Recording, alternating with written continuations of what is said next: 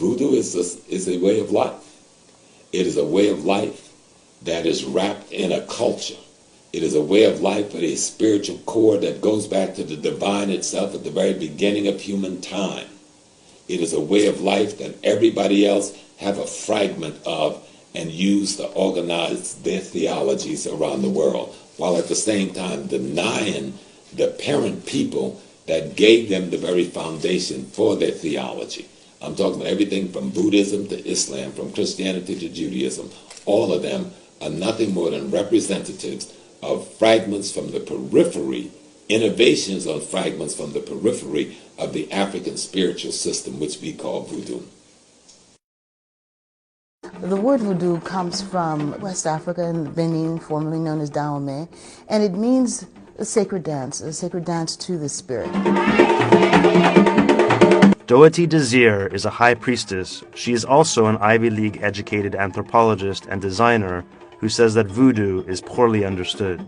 With the remarks made by Pat Robertson following the earthquake, we as Haitians supposedly made a pact with the devil. And so now we're being punished for that.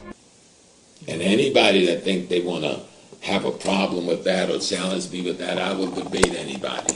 I will sit with anybody. I will whatever with anybody to let them know and understand that there is no way you can talk about a voodoo without talking about the way of life of man in its purest form.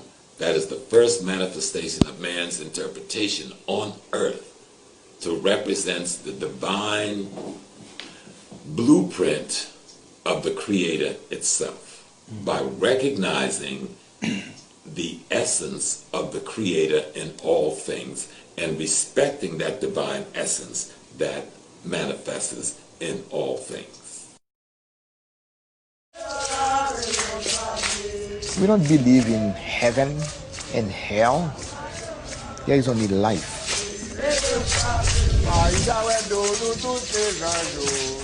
Is there a similarity or is there an aspect of voodoo God which also was a part of the Egyptian spirit? The Egyptian system could be called a voodoo system. It's the same system.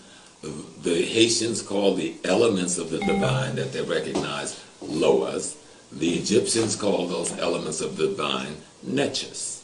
They're talking about the same thing. The netches or the netcheru of Egypt is the same loas of Haiti and the same orisha of Nigeria. They're all talking about the manifestation of aspect of the divine power and essence in all other living things. And when you think of voodoo, voodoo is not a religion. It is not a theocracy.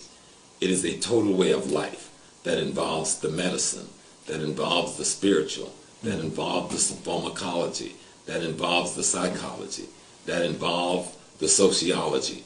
All of these things are interrelated into one system that we call voodoo. And it has many different elements and many different levels of priesthood that do the many different functions. A priest is nothing more than a scientist who's a practitioner and who's a specialist in one area or another. Today in the West, what they're calling scientists is what we once called priests back in the early days. Okay. And so you may have, there's an element of voodoo that deals with surgery. There's an element that deals with pharmacology. There's an element that deals with psychology. I'll just give you a sense of understanding. There's three major orishas that everybody in the West know about. They know about Shango, they know about Oya, they know about Ogun.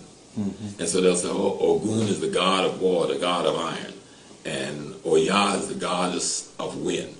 And Shango is the god of lightning and thunder. But those are anthropomorphic symbols with metaphoric labels. If you look at the essence of what they were to symbolize in the human spirit and in nature itself, Shango in the human spirit symbolizes the courage within a human being that recognize the need for higher spiritual growth. And once that is realized, that you have the courage, which they looked at a king as being the most courageous in society. So the courage to change yourself spiritually requires great courage. And so Shamgo is to symbolize the courage within any human being to change themselves to a higher spiritual self. But to do that, once you realize the need for change, you got to do something. You've got to marry change in process.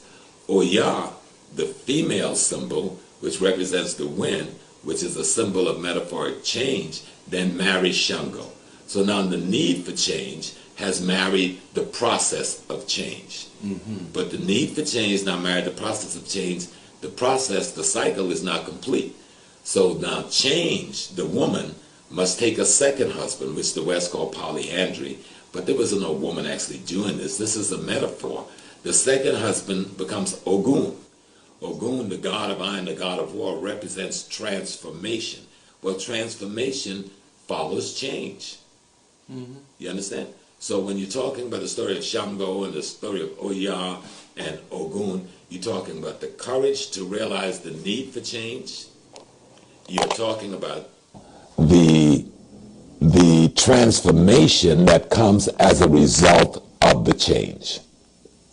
And so that's voodoo. That's, if you want to call it out theology, that's part of our theology. There's another concept in the voodoo system. It's called awu.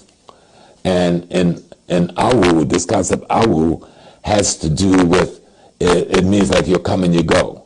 It has to do with what the West tends to call reincarnation. But in the African system, reincarnation is not like the Asian system. In the Asian system, you can die and come back as a bumblebee or a fly or an animal. But the African system, you can only come back as a human being. And you can only come back in the gene pool and bloodline out of which you left. So you come back in your family, which is in all of our traditions. You know, you from the South Carolina like me. We grew up in the Geechee Gullah culture, which is a voodoo culture for us over here. We call it hoodoo or root, but it's the same African system. And anytime a baby is born, those elders get together to decide what? Who done come back? Who this? Who this boy be? Who this gal be? Who done come back now? Or this is so-and-so ancestor, this is so-and-so. That is embedded in the African traditional system. So in the system of voodoo, it says you get a chance to come and to go into this world and out of this world to perfect yourself so you can then integrate back with the divine and become one with the divine again, what the West call heaven. Okay? And in each of those 8 coming and going cycles, you have 12 steps of perfection to fulfill in terms of ethical, moral, principle growth in your character. And once you've completed the 8 and you've perfected it, then you go back to become one with God again and a part of the divine essence, expressing yourself on all of the other aspects of the